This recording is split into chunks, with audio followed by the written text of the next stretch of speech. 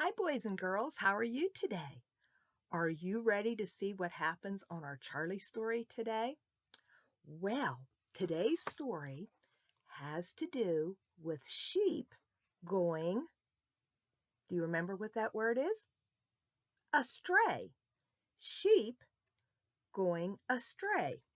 Now, do you remember? It's been a couple weeks, a couple days, but do you remember what this stick was called that the shepherd carries? That's right. It's called a staff. Now, do you see this little curl on the end? What do you think a shepherd uses a staff for? Do you think he uses it so if the sheep are bad, he can bonk them on the head? Do you think he bonks them with the stick? No, no, no.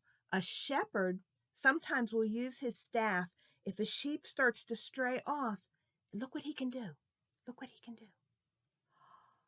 He can very gently pull the sheep back where he wants the sheep to go so that the sheep doesn't go astray. So last time we were together, you showed me how very smart you are. So let's see today if we can take 1, 2, 3, 4, 5 sheep, and let's have 5 sheep. Let's have 2 sheep go astray. How many sheep are left? 5 sheep. Take away 2 sheep is how many sheep? Shout it out, Miss Kathy can't hear you. 3. Good job. 5. Take away 2 is 3. Okay, let's try another one. Let's take 1, 2, 3, 4 sheep. 4 sheep. Oh, and it was a bad day at Grandpa's ranch. And let's pretend that 1, 2, 3 sheep go astray. 4 sheep, take away 3 sheep. How many sheep are left? 1. Good job. 4 sheep, take away 3 sheep. 1 sheep left. Good job. Let's do how many sheep? 1, 2, 3, 4, 5, 6. 6 sheep. Let's say that 1, 2, 3, 4 sheep go astray. 6 sheep. Take away 4 sheep. How many sheep are left? What'd you say? 2. You are super duper right. 6 sheep. Take away 4 sheep. Gives us 2 sheep. Okay, let's do a really hard one. 1 sheep. And let's say 1 sheep goes astray. How many sheep do we have now? Miss Kathy, we have 0 sheep. 0 sheep. Good job. Let's do one more. Let's do this one. How many sheep? 1, 2, 3, 4, 5. 5 sheep. And let's pretend that 3 sheep go astray. 1, 2, 3. 5 sheep. Take away 3 sheep. How many sheep are left? You're so smart. 2 sheep. Good job. Now, before we start our story today, let's see if you remember some of the signs that Grandpa taught last. Do you remember what that means? What was Lass supposed to do when Grandpa did this? Do you remember? Supposed to come. come. What was Lass supposed to do when Grandpa did this?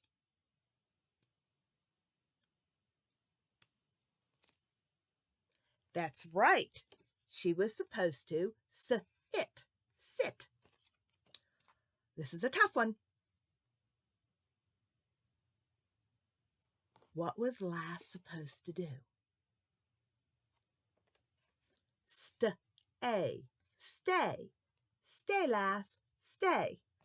Good job. Now I'm going to mix them up, and you sign them for me, okay? All right. Let's see. Can you do sit? I'm watching. Good job. Sit, sit, sit. Can you do this one? Stay, stay. Okay, now pretend you have an imaginary dog, okay? And tell your imaginary dog to come.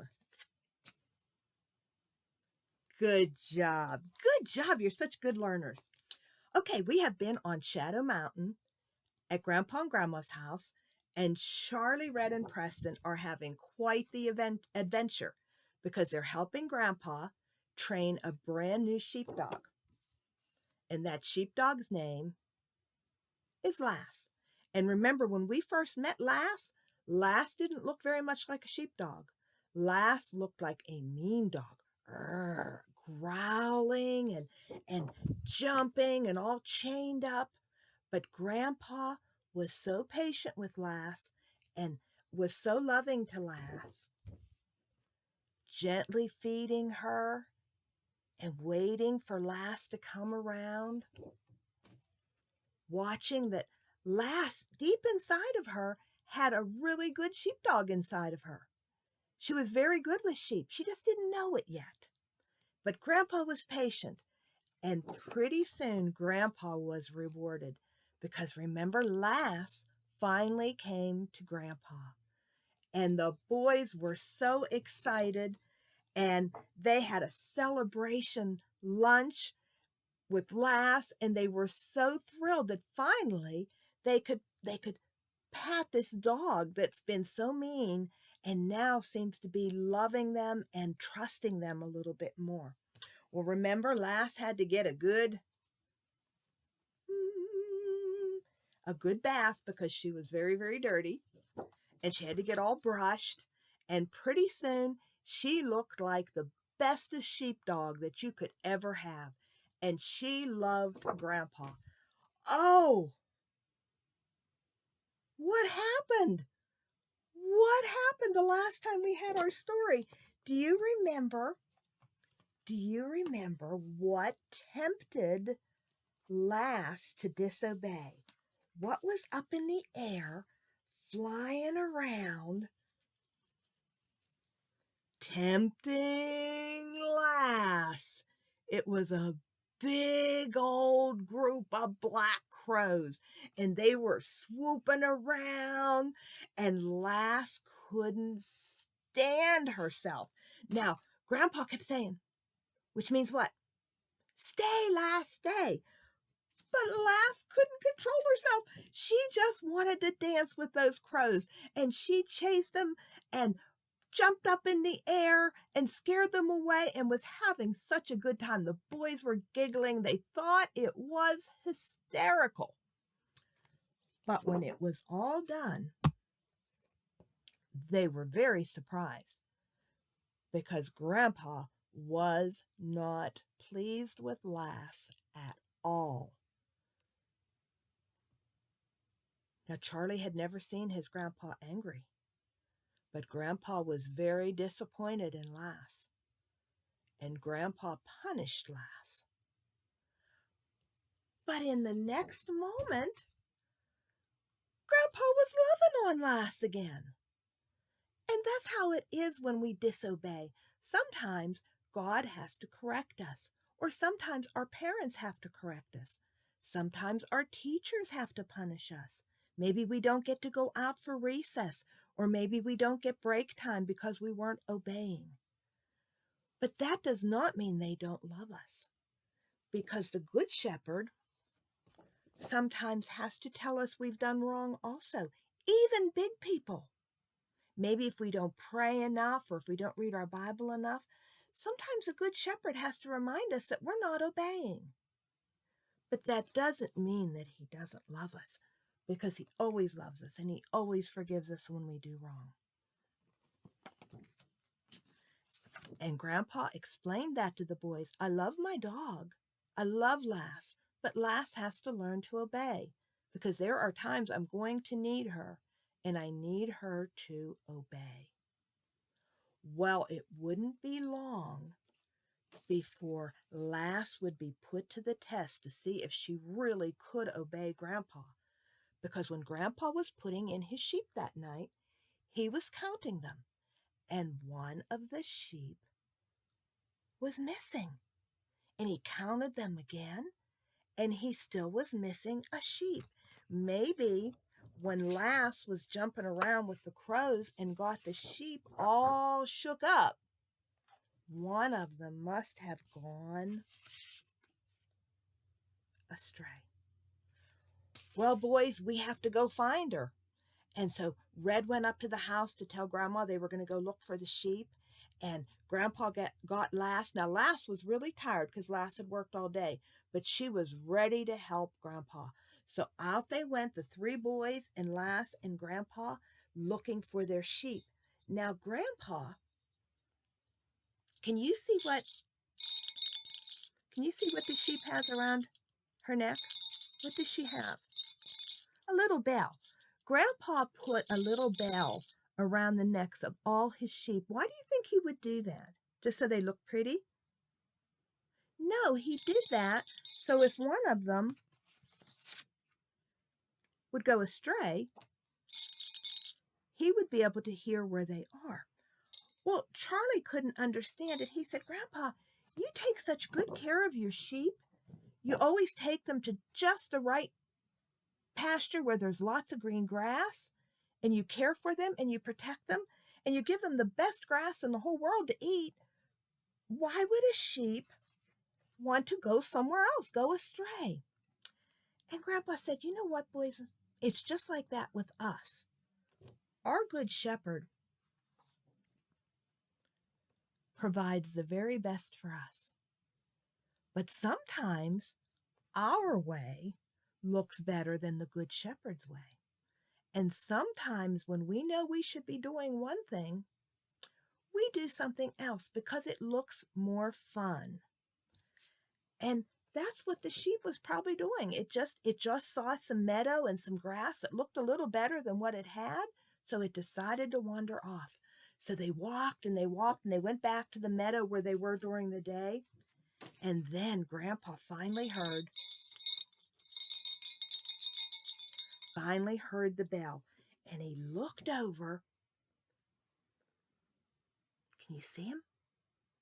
And saw the sheep. Now, the sheep had wandered into a bunch of thorns. Do you know what thorns are? I'm going to show you. Now, you can't touch them, but if you could reach out and put your finger on them, they are very, very, very sharp. And that poor little sheep was stuck in all those thick, sharp thorns. Have you ever touched a rose and you pinch your finger?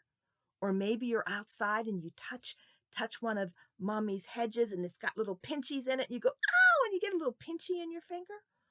Well, poor Mr. Sheep was stuck in all those very, very sharp, sharp thorns.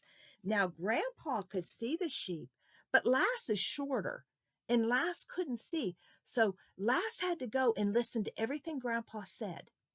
He would say, Lass, go a little bit forward. Okay, Lass, you're almost there. Keep going, Lass. Go over there, girl. Come on, you can get her. And finally, Lass got down to where the little sheep was. And with her teeth, she pulled away some of the thorns, and very gently and very gradually, she led that little sheep out of the thorns and back to Grandpa. Well, they took their little sheep back, bedded it in the corral with all the rest of the sheep. But look at poor Lass. Can you see Lass? Lass cut her leg and her paw, and Lass has some burrs stuck in her hair, and Lass has some cuts on her face. And they had to pull all those burrs out, and Grandpa had to get some medicine and put on all of Lass's little cuts and boo-boos. And the boys were wondering, why in the world would Lass do that for one little sheep that went astray? And Grandpa said, you know, boys, just because Lass loves me and he loves taking care of his sheep, Lass didn't mind sacrificing and getting hurt to get that sheep out. Now remember, I showed you, ouch, it's so pinchy. I showed you those thorns. Can you see my thorns? What's that look like to you? This looks like a little circle, like a little hat.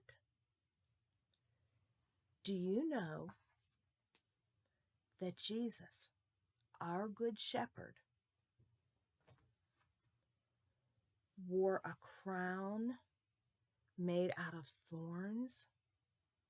Do you think that would hurt a lot?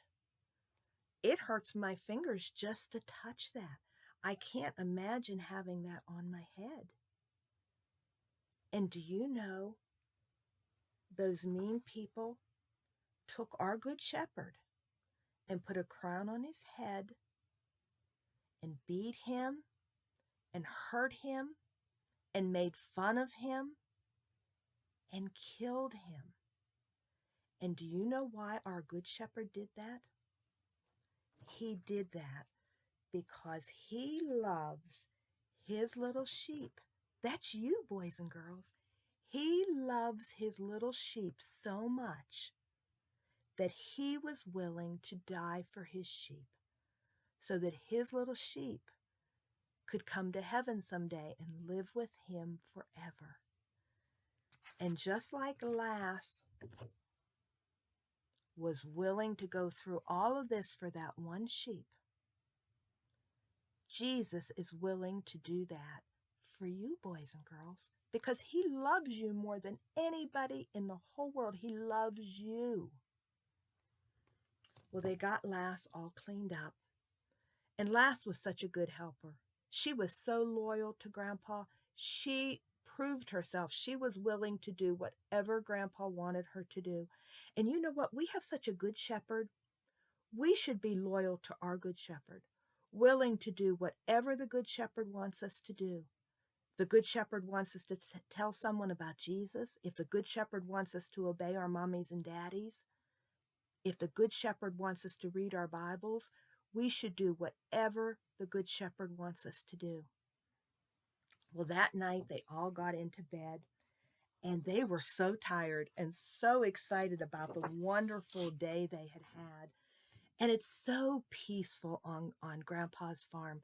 At night, you can open the window. I like to open the window in my bedroom at night when it's summertime, and you can hear all the crickets and the owls and all the animals outside. Well, Charlie liked to listen to the gentle bells from the sheep, and oh, it would just make him go off to sleep. And he was just about ready to go to sleep, and all of a sudden he heard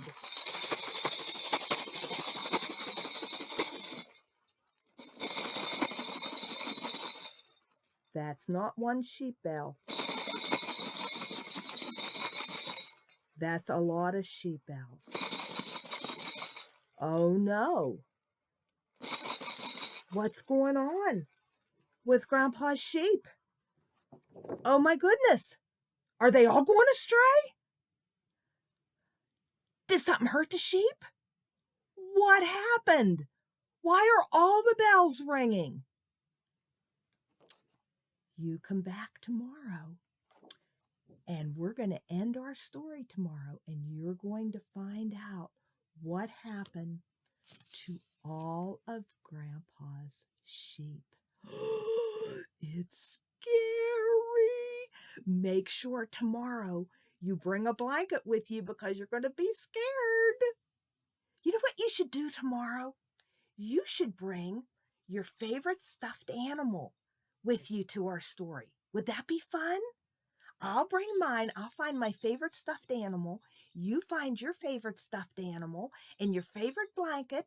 And tomorrow we'll curl up and we'll finish our Charlie story. But for now, let's do our verse. Good shepherd. And boy, we have a good shepherd. Good shepherd. Ready? I am the good shepherd. The good shepherd giveth his life for the sheep. John 10 and verse 11. How'd you do? Did you remember the signs? Let's do it one more time. Ready? I am the good shepherd. The good shepherd giveth his life for the sheep. John 10 and verse 11. One more time. I am the good shepherd. The good shepherd giveth his life for the sheep. John 10 and verse 11. Boys and girls, remember how much Jesus loves you. He's your good shepherd, and he wants to take care of you if you'll trust in him. Have a good night, boys and girls. Sleep well, and we'll see you tomorrow. I love you.